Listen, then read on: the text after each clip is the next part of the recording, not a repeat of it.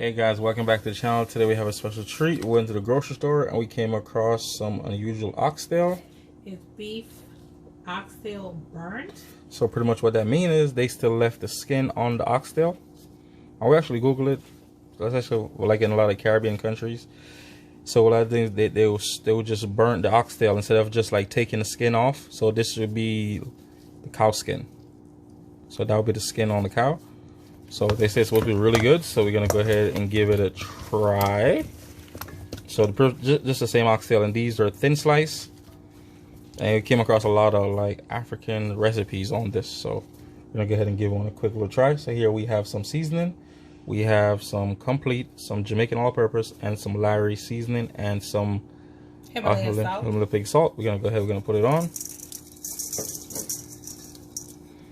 Okay, we're gonna stir it in. And then we put some garlic in there. Some garlic. Garlic is good for your heart, and it's very healthy, so you can never have too much garlic. We'll go ahead and we're gonna stir it up.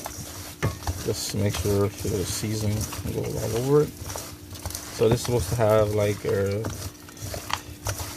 smoky flavor. It's way more like a gelatin consistency because of the skin. So pretty much if you're from the islands and you ever had cow skin, pretty much it's just the same thing, just the skin on the oxtail.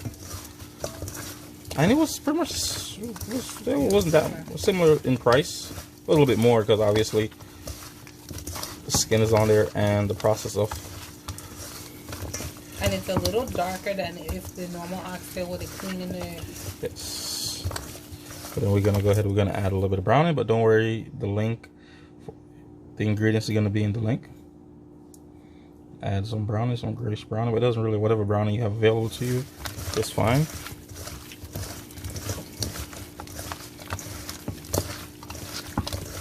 Okay, we're gonna lightly toss it around so you can have that coating.